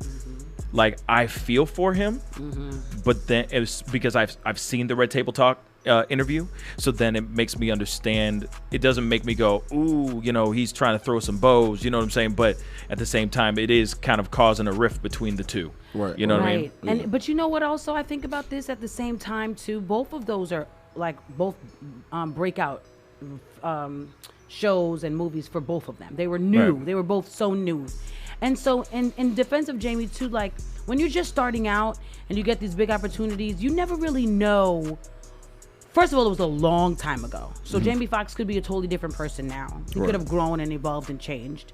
And second, you never know if this is going to be your last shot. Right. So go for the gusto. You know what I mean? Like, you never know if tomorrow they're going to call you back. What if you never book another show or another movie? So I can see Jamie Foxx, like, trying to milk everything and, like, get everything out of every scene and making sure his presence is known and his mark is left. Right. And anybody in that position, I feel, would probably try and do that. Yeah. You know, so that you know for sure, okay, let me make sure I bring everything to this just in case this may open another door. Right. Or who knows if this is going to be my last shot. Yeah. So I feel, you know, what can I say? I think as a performer, you're supposed to get up there and shine. Yeah. Yep. Supposed to. Yeah, he had a similar situation with Martin. I don't know if you all remember the episode. It was like the Varnell show. He was playing like a talk show host, Roland. Yeah. He said they had like a competitive thing going on, but I think it was more like healthy. Yes. But I think Martin was kind of sleeping on him. Yeah. And then his, you know, a lot of that was impromptu in that scene, and Tommy Davidson was showing him like it was levels to it. But, you know, same competitive thing, but he was the Jamie Foxx in that situation. Okay. You know? Okay, yeah, but he was like, you know, on the back end, Martin was like, okay, he schooled me. He schooled me a little bit. Yeah. You know? I mean, but I also do think that when it comes to doing like acting and you're in a scene between two different people, you know, especially if it's a one-on-one type of scene, it is kind of like a boxing match. Right. You know what I mean? Because or it's like a tennis match. You know, you got to throw something to them so that they can throw something back at you. Yes. Right. And sometimes when you're in a room with somebody who is better than you or has more energy or something like that, when it comes to that kind of thing, you kind of have to throw back that same amount of energy. If you just stay in your lane, then you look weak and you look like somebody who's like that person's trying to, it looks like somebody's stealing the scene. Yeah. Right. So when you know, that's why you see some of these guys that are in the same scene together, like that Marriage Story movie, and they have that big cathartic fight, you know, between them. They're both giving their all, and you can see that they're just bringing their A game, and you're like, dang, imagine if it was one person just one way and another person with a different energy. It's like it's got to be even keel. So when you got somebody like that, it's just, I don't know, you know, when it comes to like Jamie Foxx or like when Tommy Davidson was on that show and spinning it a little bit and doing something a little bit different, it's like, you know, it's just knowing when to, it's about knowing the energy, you know what I mean? It's like it's knowing when to take and give and take the energy, you know. Did Jamie Foxx say anything in regards so far to the situation? So far there hasn't been any he hasn't said anything yet, but at the same time, I mean, come on, you know, it's Jamie Foxx. He's busy. He's doing other things, man. He busy. Like Kate Holmes. Yeah. Anyway. I forgot that was a thing. Yeah, that was a thing. I think that's still a thing. That's so weird. That was Will forever be weird. That's Jamie Foxx's good friend's ex-wife. Just throwing that out there in the ether. And now they're really going strong. It's been like years. Yeah, they've been going strong. I mean, he still denies it, but that's the truth. That's what's going on. Anyway, we got to go to a quick commercial break. We'll be right back with some more entertainment news. This is the Pascal Show. Bye. So you've decided to go to college. That's cool. So pop quiz. Which is a better way to earn your degree? Commute to college and fill your gas tank, get stuck in traffic, drive in bad weather, try to find a parking space, walk a half mile to class, or learn online at Independence University. In the park on a bench, on the beach on a towel, or on your couch with your kid. Your campus is wherever you want it to be. You don't go to college. College goes to you. That's independence. That's Independence University. You schedule classes around your schedule, and all your supplies, including a brand new laptop and tablet, are included with tuition. At Independence U, you'll learn from professional instructors with real work experience. You'll get personal support in school and lifetime placement assistance when you graduate. Get your degree, but keep your life. That's independence. That's Independence University. So if you're really smart, you'd call now. 1-800-940-0270. Independence U for an independent you. 1-800-940-0270. 1-800-940-0270. All right, everybody in the car. Let's go. What are we gonna do first when we get there, Mom? Go for a hike? Sure, if you want. What about canoeing? Can we go canoeing too? I don't see why. What about a bike ride? No, I want to fish. Oh, I've never been fishing. Honey, we can do it all. How long does it take to get to the forest? It's not. Is it gonna be long? No, sweetie. I bet it takes forever. It's not that far. Are we there yet? Yep, we're here. Already? No way. Come on. It's a short drive from your neighborhood to your naturehood. Visit discovertheforest.org to find a neighborhood park or green space near you. Also, find fun activities to do like boating and biking or camping and hiking, plus much more. It's all right in your naturehood. A public service announcement brought to you by the Ad Council and the U.S. Forest Service. Hi, I found a toy dinosaur over on the playground by Smith Street. It had this phone number on it, and, well, I just wanted to make sure the dinosaur made it back to its little owner.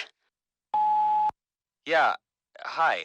I think I found your kid's stuffed animal near the swing set. Just want to call. I'm sure she misses it. I know my son gets super attached to the smallest things, even a fire truck, and I'd be happy to drop it off. The toy was a little muddy, so I cleaned it up, and it's good to go whenever you're around. When I found the little sippy cup, I just had to give you a call. It's for a kid, you know? We'd do anything for kids. Yet 1 in 6 children in the U.S. struggle with hunger. Help end childhood hunger and give all of our kids the meals they need to grow. Learn how at feedingamerica.org. Brought to you by Feeding America and the Ad Council. This is Real Talk from Real St. Louis, streaming live on RealTalkWGNU.com. Yes. Welcome back, y'all. It's the Pascal Show. Hey, WGNU 920 AM. Yeah. Singing it. Just so you guys know, we do have a podcast. You got to go and check it out. I'm very, very excited about it. Everything that you're hearing right here on the show, you can go check it out on our podcast. If you missed something or you want to relive a moment and you think it's funny or you just love my sexy ass voice, take a listen to our podcast. We are streaming. We have that on our streaming sites or on all podcast streaming sites like Spotify and iTunes. Yes. We are on iTunes. We moved up in the world, y'all. Dope. We poppin'. Revolution. Yeah. Anyway, so more entertainment news and all that. Something I found very, very interesting and funny. A couple of things. Paris Hilton admits that she's been playing a blonde airhead character for years and vows to reveal her true self in a new documentary that she has coming out. I heard about this in this spring. Okay. Yeah, that's real. She's going to reveal that she was in character? She's going to reveal that she's really not that dumb. Okay. That she's not an airhead. She's not the blonde airhead. She doesn't like talk like this all the time because it's so hot. What was That's the show not called? what she's going to do no more. What was her show with her and Nicole Richie? The real life? The surreal life? Oh, maybe. No. I don't know. I forgot what it's called. I know, me too. Now I got to look it up. That was a big show, but or are you talking about Inside Paris? no, she had like a reality show. A night in Paris? That's what I was thinking, like a No, reality she thing. had a reality show with her. You don't and know what Nicole I'm talking Richie. about, do you? No. Oh, are you making a joke? Yeah. Oh no, I don't know. A night in Paris. That's a movie. I never saw. Oh, it. it's a great movie. I never saw it. A lot of night vision. No. Okay. Head game is strong. It's her sex tape. Yeah. So okay. It's called A Night in Paris. I'm slow, but I'll get there. I mean, that title isn't very pornish, Okay, so that was kind of hard to pick. But it is, though, when you think about it. A Night in Paris. True. Uh-huh. Wordplay, bars. Bars. That's bars. Bars. But I'm not. Hold on, that I'm doesn't looking it surprise up. me that What was the show called? That the show. What's it like? They would do The stuff. Simple The Simple Life. Life. Yes. Okay. I was gonna say My So-Called Life. No. Yeah, it's called The Simple Life. Yeah. Yeah. But it doesn't surprise me, and you know why? Why? Because TV producers will do what it takes and ask you to do what it takes to portray whatever they're trying to sell. And if they know that that's what's going to sell and what's going to get people watching, they'll tell you, dumb it down. Okay, look, we need to keep this dumb blonde. We need to keep it like that because this is what people like about it. They can't believe, oh my God, look at what Paris said. She's so stupid or whatever, and it goes viral and it becomes more popular. So if she was just some regular intelligent girl, it wouldn't have been as successful. So I'm gonna give you an example. Okay. I did these vocal shows. I did the X Factor, and I also did the Four. I've done a few of them. And the producers on this show, on the sides, they ask you like, so tell us about your life. Yep. And so I'm just telling them about my life, and they're like, was there any abuse? Was there? And then they'll tell you to say. They'll basically tell you. So when you're talking about your daughter, can you say that you guys were super broke? And I'm like, yeah. I ain't about to get on TV telling a whole bunch of lies. People looking at me like, I know her. Yeah, it's funny. This is what they will literally, and if you want it bad enough, you'll be like, okay. Yeah. And get on the TV, and now you have a whole persona about being a broke crackhead. Your parents was on drugs when you grew up just fine. Can you perpetuate your own stereotype? I'm telling you. Do you mind? This is what they ask you. And that. honestly, this is why I never I've gone far to the point of being on TV, but never made it to the next because once it gets to the point where you're about to start getting famous, now they want to have a story about you. What can we say that's gonna make people watch? Right. Your story's too regular and cool. It needs to be some drama. Who died? Who's sick? Yeah. So that's why I totally believe it.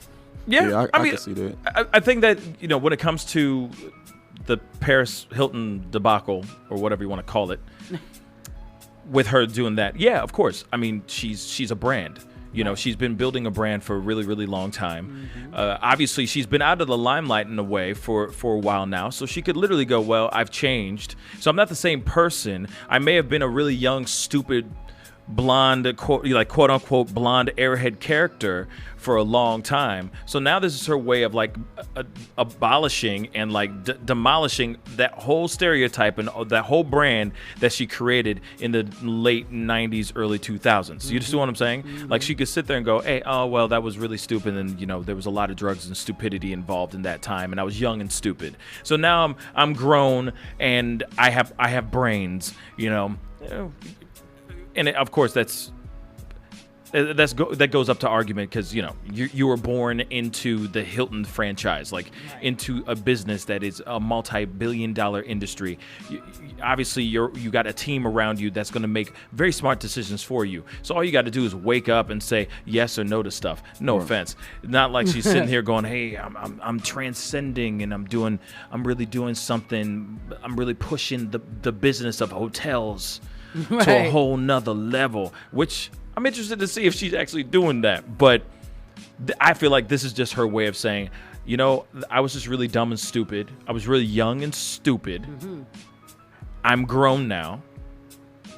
So I'm a different person, but go buy my new single that just dropped last week. Right. Literally, she has a single out. She has a song out too. Oh, yeah. She has a song with a music video with Kim Kardashian makes a cameo, all that stuff. I mean, she's still doing her thing. Her Paris Hilton she's thing. still doing her Paris Hilton thing. So if you grown and sexy, if you grown and smart and mature, then do grown, smart and mature things. This is not, tardy for the party or something like that. I don't even know what song. You remember that song? Don't be tardy for the party. That was like an old school song. That was song, one of the Real Housewives songs. It was bad. But it was stupid. And it was of course, dumb. It was somebody who was just trying to shine for 2 seconds and try to secure some quick bags. But at the same time, it's like she's doing the same thing. So I don't know. To me, it's just trash. It's just trash. But I think it's just all a big lie. And then wait for her new sex tape to drop too. And this time it's HD and there's no night vision. No. The lights are all on. It's like this room. Yes, it's lighting galore. Yes, it looks like Busch Stadium. You know what I mean? Just full on lit up and everything. But anyway, that's something that's very, very interesting. And the funny thing is that I had the same experience with a couple vocal competition TV shows, and I'm not gonna name the names, but I did 2 separate different ones, got to a couple callbacks and all that. And when they got to the personality assessment, I guess, they wanted to hear some crazy sob stories. They wanted to hear some fabricated crap. Yeah. They want to hear you going, they don't want to hear, oh no, I have a really supportive family, and I got a, like, say if I had kids and stuff like that, I got a great husband and a great kids and all that stuff. They don't want to hear that stuff at all. Nope. They want to hear you go, oh, I was addicted to crack. Yep. My mama's a crackhead still. My dad's a heroin addict. He was a gangbanger and he's still a gangbanger to this day. I've been shot 7 times. I got neck tattoos and a face tattoo of the son that I lost in a gunfight. You know what I'm saying? They want the drama. Want that stuff. You know, they want drama. So a lot of times when you see the stuff that you see on these vocal competitions, I'm not going to name any, but those vocal competitions, you see a lot of times you're like, this is a bunch of horse manure. This is a bunch of trash. Because I know for a fact that you're just fabricating this as much as you can. Or they're going, oh, let's find that person that you have in your family, the third cousin twice removed, that's battling some weird and crazy disease. Yeah. And let's wheel that person on so that we can, turn on the tears so that we get that sympathy vote as well for you, Michael Smith. Or whatever your name might be. You know what I'm saying? That's what they do. But at the same time, you still got to have that smile like you could sell a tube of Crest. Right. Absolutely. And you got to be 16. Right. Because they're not interested. They want longevity. They want a Bieber. They want a Taylor Swift. You know what I'm saying? They don't want a 40-year-old singer. They're like, you might drop dead tomorrow. Right. we want to live off of you, make money off of your back forever. So they look for that young. They look for that youth. That drama, that young drama. They're only interested in that stuff, That's what man. They want. It's sad. They want that story. It's sad. So when it comes to Paris Hilton, I believe it when I see it. She's still doing her Paris Hilton stuff. Look at her Instagram for 2 seconds. I'm sure she's still doing stupid stuff. So when is her documentary coming out? It's supposed to be coming out, if I'm correct, this spring. Okay. This spring is supposed to be dropping. And I forgot, I don't have the name of it. I lost the title of the actual documentary. But I think it's just has something with her name in it, of course. Of course. Because her name is Paris. What else is new? Also, this is some old news, but, we haven't really talked about it on the show. So everybody got a chance to see the new photo of not nude, new photo of Adele. Adele just recently dropped hella weight. She's slim. She's a slim ting. She is a slim ting now. Now she's getting skinny shamed. And now apparently this is a new thing. Apparently that's a thing, being skinny shamed. And now I can understand somebody getting really, really, really, really real skinny and getting skinny shamed. And I could see fat shamed when it's really somebody who's really unhealthily big. But I'm not condoning any of those things. But I can see where people would go and just roast those people. But she looks fine to me. Healthy. She looks healthy and happy. She looks totally normal. Yeah, I don't think healthy really has a look, because you can be That's fit true. You can and be rotting unhealthy. inside. But it does even though you're right, it still got a look. You can be heavivier and be healthy. Still, you can be, but healthy have a look to it. It's that's fit. No, when people are sick, you be like, ooh. If somebody drastically loses a lot of weight and they're real skinny, people be like, oh, she looks sick. They could be fine. Right, that person could be healthy too. They could have just been like, I changed my diet, I just turned vegan, and I'm living my best life now. Right. That could be it too. Yeah. But stereotypes exist. Right. And healthy has an appearance. And unfortunately, even though it's not true, what you're saying is absolutely right. You are absolutely right, Larry. You could be regular, healthy looking on the outside and be rotten. So you got a 6-pack because you must be healthy, right? No. He's like, but I'm healthy. I'm unhealthy as hell. I'm decent. But she look good, man. Okay. Adele still has a little bit of voluptuousness to her. Of course, she got curves. Yeah, she doesn't look like emaciated. She looks fine to me. Why people? Okay, word. Hey, emaciated. Hey, I'm using that. All I'm gonna say to Adele is this: you can do side bends or sit-ups, but please don't lose that voice. Them vocals. Does she still sound? Have we heard music since? No, but I don't think she's always been in transition though. She's always been not transition. Sorry, correction. She's always been tracking her weight. She's always been changing. If you notice what she looked like in the very beginning to what she looks like now, she had like a nose job. She had some things that she did to herself. She had a progression. This is a gradual progression for her. So, and her voice still sounds just fine to me. So. We'll see what happens in the next album that she drops. Yeah. Whatever, if she does still sound like she does. I mean, Jennifer Hudson lost a crap ton of weight, and she still sounds like she does. She still. I feel like her voice got even more powerful. Yeah, you know what I'm saying? But that's just me, personally. She lost a lot of weight. She did. Did they skinny shame her? Huh? Did they skinny shame J Hud? She definitely got it too. They did. She didn't. I don't think so. Now that I think about it, I don't think people just was like, "Come through, J Hud." Yeah. Well, come through, sis. You also got to remember that Adele only pops up randomly. Yeah. She has that. Oh man, she has that life that I would love to have. Yes. Right. She can drop an album and you just see her when she drops the album. When the album's out and done and she does her tours and all that, she just dips into the darkness, goes bangs a couple black guys, comes back out with a new album. I'm just saying that's what she's doing. Oh no. She's living her best life right now. You have entirely too much information. She got a new dude. He's black. Oh, okay. She got a new dude. He's I thought you meant like just random. No. But she literally will just pop up and go, "Hey, remember me? Remember how dope my voice is? To check out this album. Check out this album. It's called Hello." And then she goes, "Goodbye." And then she, you know what I'm saying? And she works on herself. Yeah, there's a nice balance. A little bit of a life you don't in see between. her every single dang day. Same thing with Sam Smith too. Yeah. He's not all up in this, all over the place from what I've seen. I mean, he still does social media and stuff, but I like that. That's a dope balance. In and out. It's important, man. Ain't nobody need to know who you banging. Ain't nobody need to know what you're eating for the day. Like where you went shopping at. Like what car you driving. It's too much. Shouldn't you just care about the content, the good stuff I'm making? Dang. She literally disappears. Yeah, I mean, like, I love where it. did And she she's go? disappearing. Yeah. With all that weight. You know what I mean? She be off the scene. Yeah. She don't show up to no parties. Like it. She not on no Hollywood circuit. She's somewhere else. Okay, we got to go to a quick commercial break. Oh, yeah, this show's getting thinner and thinner as the days go by, as the hours and minutes go by. Anyway, this is the Pascal Show. We'll be right back. Bye. Hey, Bill. Hey, Tiana. You know what time it is? It's time to crack open a bottle of wine. That's right, because we're going to celebrate our podcast, Wine About the Region, is making its way to St. Louis Radio. I heard that, girl. Join us as we bring you special guests to talk about issues that affect St. Louis and the state of Missouri. And that's political figures and nonprofits from around the area. Grab a bottle of your favorite wine and join us for Wine About the Region. And that's every Saturday morning at 8 a.m. here on WGNU 920 AM.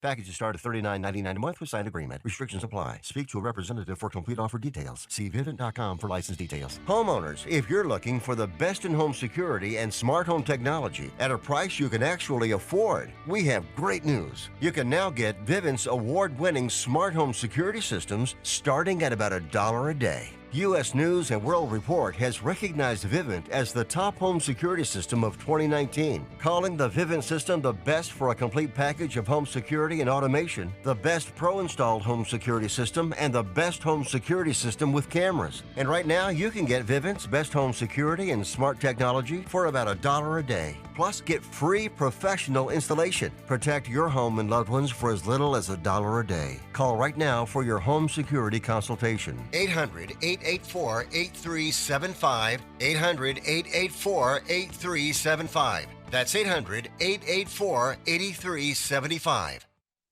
Looking for high-speed internet where you live but are out of reach of cable and fiber options? Look no further. High-speed internet is now available in your area as your local authorized HughesNet retailer, Whole Home Connect, makes it easy to get the high-speed internet you need with blazing fast speeds, unlimited data with no hard data limits, with built-in Wi-Fi for as little as $2 a day. Act now and for a limited time, get free standard installation and free equipment with HughesNet from From Whole Home Connect, you'll enjoy internet service that lets you do more of everything you want to do online, like shopping, surfing, and staying in touch. Call Whole Home Connect and see for yourself why HughesNet is America's #1 choice for satellite internet. 800-933-2162. 800-933-2162. 800-933-2162.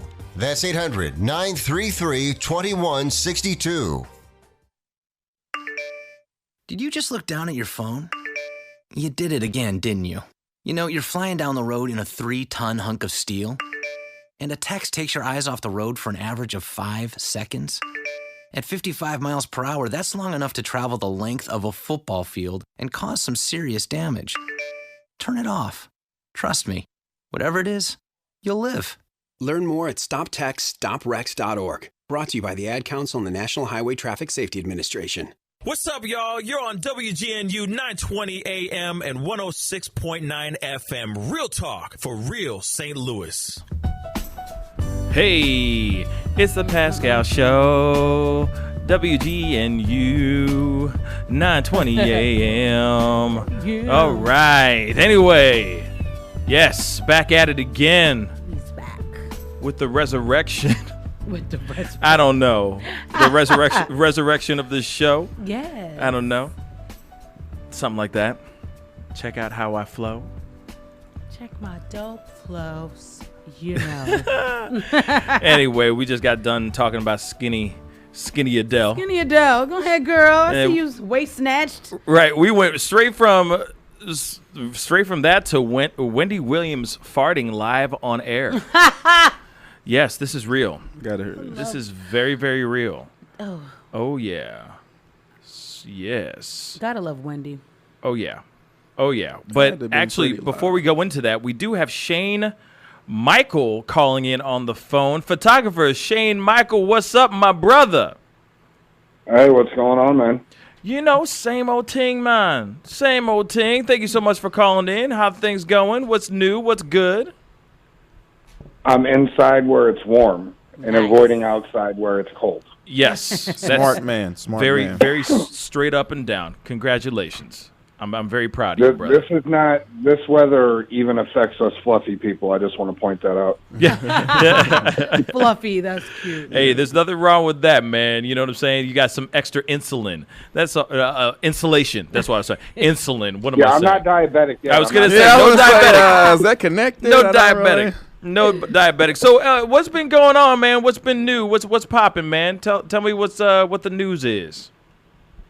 I mean, it's 2020. I mean, can we take a moment and reflect on that? Sure. Why not? This guy, yeah. Oh, you haven't met Shane, have you? He's a comedian. I'm like, Shane is a certified jerk. He said, let's slow down. Let's reflect first, sir. He's a jerk with a heart of gold, though, because he does a lot of great things. He does something for Shooting for Autism, and he also has active military program that, of course, that we're going to be talking about here. So, Shooting for Autism. Tell me a little bit about that, man. It's a program that was started in 2015, kind of out of a necessity that was brought to my attention. Statistically, somebody that you know or somebody in your family is affected by autism in some form. Yeah. And it's a very, very tight-knit community. Many will say it's because of embarrassment. Many will say it's because of just hassle and uneducation among people. But talking with my buddy Brian Higginbotham, who has a son that is on very, very low on the spectrum, there was a need for adaptive photographers. There was a lot that were claiming to be adaptive but didn't have the patience to flip a penny, much less, work with a kid that can't communicate how we would expect in a normal society. Right. So after getting educated with him and looking at the need and whatnot, we decided to put together the program, the Shooting for Autism program, where we are truly adaptive and we provide, and we stand so much behind that we actually provide free family photo sessions for parents that have children on the spectrum, which means there is no cost whatsoever for the session or for the digital photos that they get. That's dope, man. And, you know, we try to find a way to keep it free across the line, you know, until they start getting into print, you know, and even then we provide those at wholesale cost for the family. Wow. So there is no profit that is built from that whatsoever. Yeah. But it allows us to truly communicate and stand behind our word about what it means to be adaptive and putting together methods built around that child's triggers to get photos that these families otherwise, you know, wouldn't. And that's really what it comes down to, is they want family photos. They want photos of their kid. They want a little bit of feeling of normalcy in their day-to-day struggle with dealing with this. Mm-hmm. And that's what we do. That's what we provide. And so far, 5 years in, again, 2020 reflection, we still maintain a 100% success rate. Nice. That's incredible, man. Congratulations on that, man. That's huge. Well, when did you guys start shooting for autism? So it is something that is kind of done by referral. You ever seen that movie Hitch? Yeah. Yeah, I'm Hitch, but with with autism. So it goes from client to client. It's not something that we push out a whole lot. Okay. You know, just because there's other things that we still need to shoot, and I've still got a family to take care of. And as much as I would love to shoot everybody, I definitely don't want it to get too overwhelming with what we have. But a family can reach out to us. You know, we have our Shooting for Autism page. We also have the Shane Michael Studios page and website, which the website's getting a little bit of revamp that's going to allow us to reflect a little bit more on the Shooting for Autism program. Mm-hmm. But they can reach out. They will get a form that gives us some information about their child. You know, what are their triggers? What are their likes? What are some of the songs they like to listen to? What helps them kind of stay focused on the task? We take all that information in, and then we set up an appointment built around the availability of the client. Mm-hmm. Yeah. No, I mean, and that's really, really great. I mean, obviously it's something that is slowly growing, you know, that you're continuing to get out there more and just get the word out there. So, of course, I know that you guys have been involved with some wrestling matches and all that stuff as well.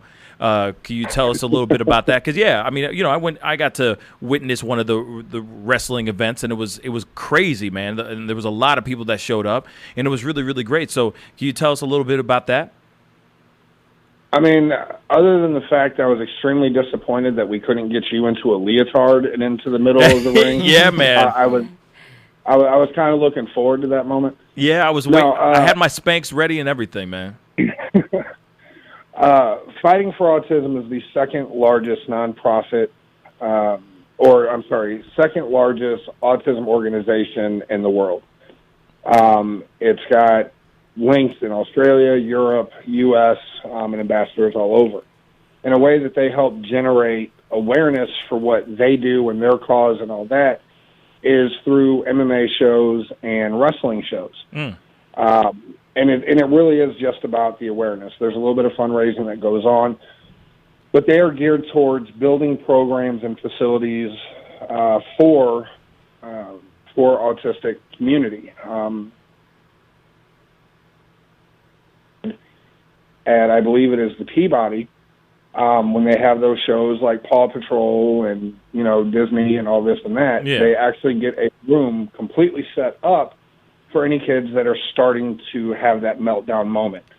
And they do it through sensory, which is something similar to pretty much what we textures, colors, atmospheres can actually go from a complete meltdown to a complete calm and collect. Unless you knew better, you are sitting with a normal child. Oh, that's dope. And so that's what you guys are like involved with as well, like helping out and yeah. involving. I mean, anytime that they need us, you know, we make sure that we're there. We've got a few partners that we work with. I mean, even St. Louis Crisis Nursery. You know, we like our outreach programs. We like giving back where we can, and this is just one area that I don't know if it's a fear of people trying to touch or if it's just a lack of knowledge, but, you know, truly adaptive photographers are needed for these families. Yeah. How can people get involved then? I mean, they can reach out to St. Michael Studios, or they can reach directly out to Fighting for Autism. Kind of talk about their story, and it may be a little bit callous to say, but kind of prove their adaptive ability. There's a lot of photographers that are just kind of starting out and they feel they're adaptive, but you cannot assume that you know what you're walking into with these until you have truly seen a meltdown, until you have truly seen how severe these cases can get. Yeah. There's just no way to know. I mean, we've done, a couple years ago, we did a Shooting for Autism meet and greet with Santa Claus in partnership with Lindenwood University. And we had, a couple meltdowns. And some of these meltdowns can be anything from punching themselves to flailing on the ground to just screaming like somebody just took barbed wire across the butt, like you stepped on a Lego sort of scream. Yeah. And it's intimidating at first. And it takes a lot of patience. And that's just something that, whether it's with the studios or with, Fighting for Autism or any organization that deals with this sort of ailment, you have to be able to prove. Right. You can't just snatch a kid up. You can't yell at a kid. You can't, be like, oh, well, he's not doing what I want him to do. He's not going to do what you want him to do. And that's the point. Yeah. That is the point. You are to do what they want you to do, not vice versa. Right. And sometimes people have a hard time letting go of that kind of control. Yeah. Yeah, I mean, it's important to know that kind of, it is really important to know that kind of education or having that kind of knowledge in regards to approaching any child with autism. Because, I mean, it's a different approach. It's a different angle. So yeah, I mean, it's definitely something that I think a lot of people need to know more about for sure. Absolutely. So it's more and more common. I mean, it's more common than I think people understand, and I think it's been viewed somewhat as an epidemic because everything is so public these days. Everything is between social media and news and TV and Instagram and all this and stuff. I mean, you were literally able to talk with people that 30 years ago you had no clue about. There was just no interaction. True. But it is something that's been around for a very, very long time. And I think if people did their research, they would actually be very surprised at some of the people they would find that would be labeled on the spectrum. Right. A lot of inventors, a lot of creative minds, right, fall onto the spectrum. Yeah. Huh. That's really, it's actually really good to know. I mean, that there's a lot more than like there's a lot that are just hiding in plain sight in a way, and it is something that I feel, like I said before, that it's something I feel like a lot of people need to have more knowledge about, especially when it comes to child rearing, when it comes to raising a child that has autism, how to approach it. If you have a family member that, or if you have a niece or nephew or whatever that might have that kind of ailment or that type of situation, how to approach that child, that kind of thing. I think those kind of things are really important. Bringing more awareness to how to approach a child or a person with autism, I think, is really important. I feel people run away from it rather than going towards it.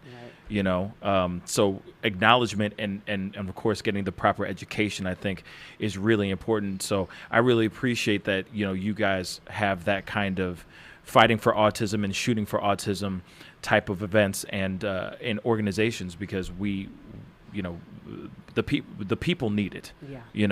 The people really do need it. So I appreciate you doing what you're doing, man. And I think, the best way to explain it is it comes down to imagination. When we were kids, we were pretending to be G.I. Joe, or we were pretending to be, well, not all of us, unless you're or anything like that. Right. And at some point in time, as we get older, we forget how to view world as an adolescent. Right.